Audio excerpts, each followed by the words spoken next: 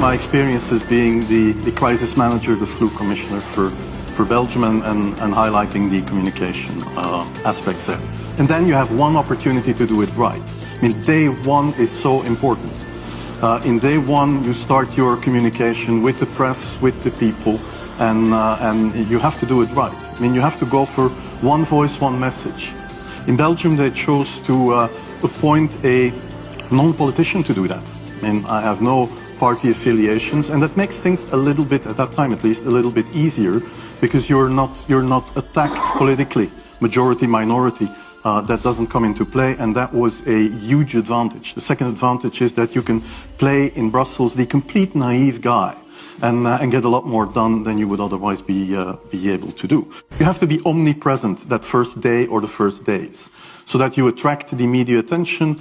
You make an agreement with them that you will tell them all, and if they call, you will pick up the phone. When you do that, then you can profit from these early days to get complete carpet coverage of the field, and they're not going to search for alternative voices there. And if you do that, that makes things a lot easier. And then you have to say, okay, well, we will have H1N1 deaths. Of course, that would be unavoidable. I used there Sir Donaldson's quote, where he said that in the UK, by the peak of the epidemic, 40 people would die per day at the end of the summer. So 62 at that time million people in UK, 40 deaths a day. I worked it out for Belgium. That would be 7 deaths a day at the peak of the epidemic. I used that in the media. 7 Belgian flu deaths per day at the peak of the epidemic would be realistic. That is true in every year, even interpandemically. That is very, very conservative. However, talking about fatalities is important, because when you say that, people say, wow, what do you mean? People die because of influenza?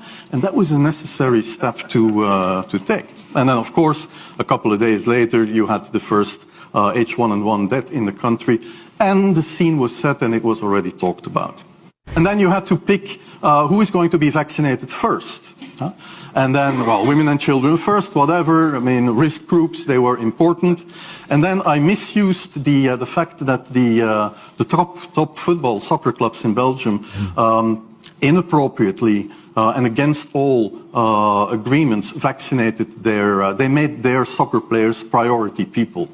So I said I can use that, because if the population really believes that this vaccine is so desirable that even the soccer players would be dishonest to get their vaccine, I said, okay, I can play with that. So I made a big fuss about this. This is Van Ranst is raving mad, but it worked.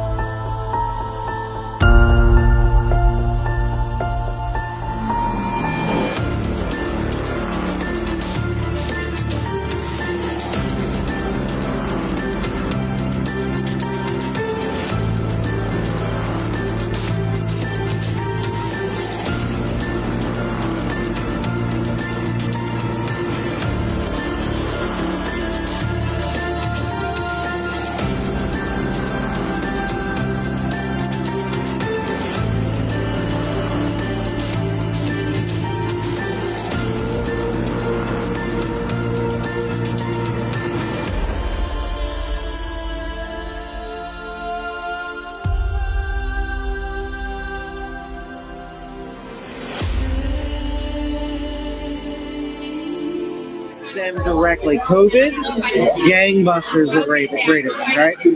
Which is why we constantly have a death toll on the side, which I have a major problem with, that we're tallying how many people die every day. Because I've even looked at it and be like,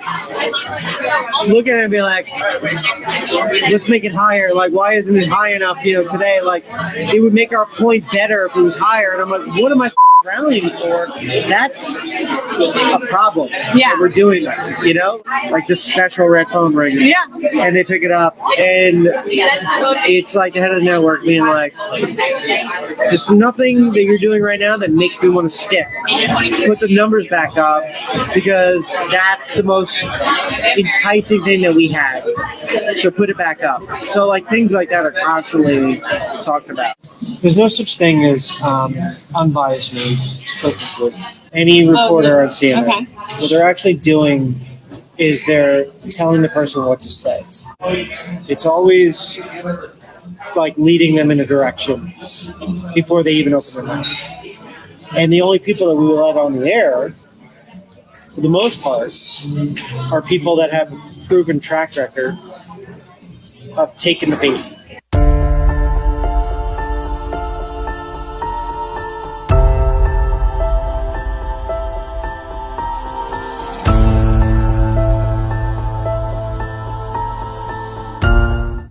We want to find a way of ramping this up even beyond the end of the lockdown.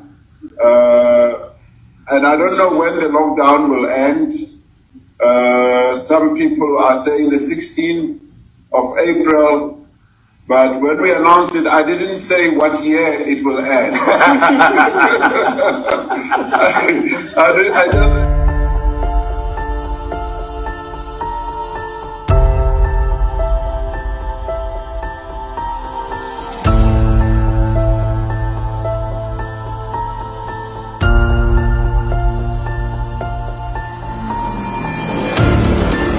Well, I've been a journalist for about 25 years, and I was educated to lie, to betray, and not to tell the truth to the public.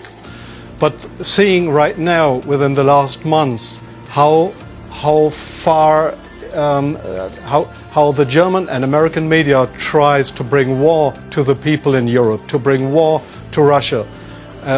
This is a point of no return, and I'm going to stand up and say it is not right what I have done in the past, to manipulate people, to make propaganda against Russia, and it is not right what my colleagues do and have done in the past, because they are bribed to betray the people, not only in Germany, all over Europe. The reason writing this book was that I am very fearful of a new war in Europe, and I don't like to have this situation again, because war is never coming from itself. There is always people behind it to push for war. And this is not only politicians, this is journalists too. And I just have written in the book how we have betrayed in the past our readers just to push for war, and because I don't want this anymore. I'm fed up with this propaganda. We live in a banana republic and not in a democratic country where we have press freedom, where we have human rights. If you see the German media, especially my colleagues who day by day write against the Russians, who are in transatlantic organizations and who are supported by the United States to do so, well, people like me, I became an honorary citizen of the state of Oklahoma in the United States. Just why? Just because I write pro-American. I wrote pro-American. I was supported by the Central Intelligence Agency, by the CIA. Why? Because I should be pro-American. I'm fed up with it. I don't want to do it anymore. And so I've just written a book not to earn money. No, it will cause a lot of trouble for me, just to give the people in this country, in Germany, in Europe, and all over the world, just to give them a glimpse of a view what goes up behind the closed doors.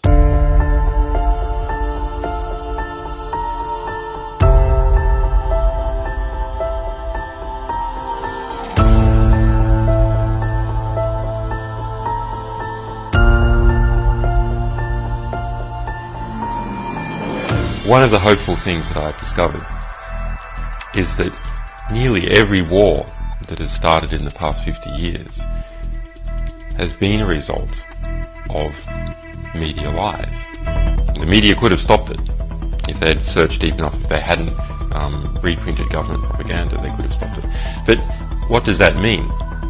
Well, that means basically populations don't like wars. And populations have to be fooled into wars. Populations don't willingly and with open eyes go into a war. So if we have a good media environment, then we'll also have a peaceful environment. But our number one enemy is ignorance. And I believe that is the number one enemy of everyone, is not understanding what is actually going on in the world.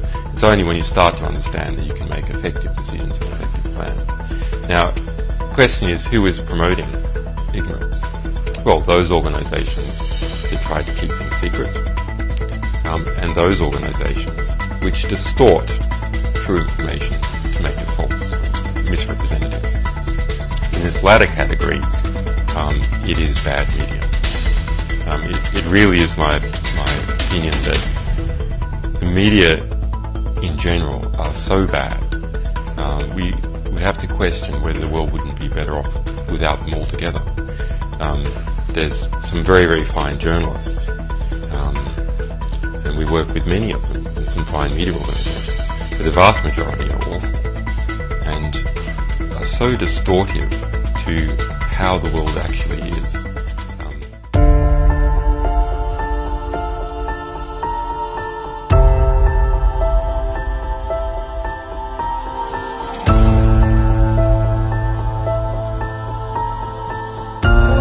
In een opwelling heb ik toen werd ik gebeld en in een opwelling heb ik wel gezegd, luister eens, we kunnen ook Wilders premier maken als je dat wilt, hè. Dus je doet het via ons voortaan. Ja, misschien moet je dit niet onthullen, maar dit is wel een beetje hoe het gaat.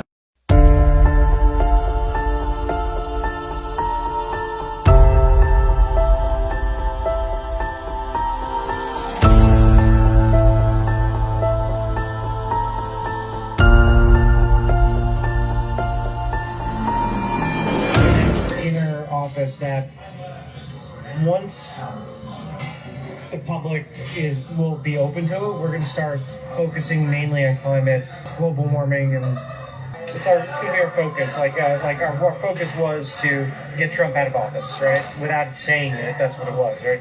So our next thing is going to be for climate change awareness. What does that look like? I don't know. I'm not sure. I have a feeling it's just going to be like constantly showing videos of like decline in ice and weather warming up and like the effects it's having on the economy and really diving into Besides it. that, Head of the network, like just who's that? Is that Zucker? Zucker, yeah. I imagine that he's got his council and they've all like discussed like where they think So that's like the next.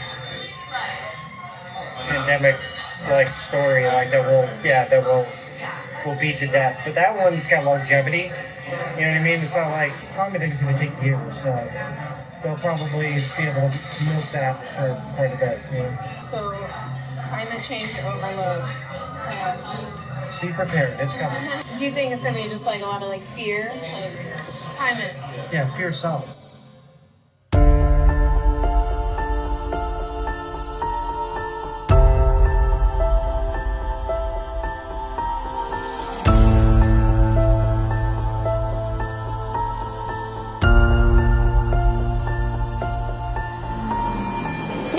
Really shopping for this holiday season? It's okay, you can admit it, if you've bought an item or 2 or 10 for yourself. Well, it's okay, you can admit it if you have bought an item or 2 or maybe 10 for yourself. It's okay, you can admit it. You've bought an item or 2 or 10 for yourself. It's okay, you can admit it if you bought an item or 2 or 10 for yourself. It's okay, you can admit it if you bought an item or 2 or 10 for yourself. It's okay, you can admit it if you've bought an item or 2 or 10 for yourself. It's okay, you can admit it, Todd.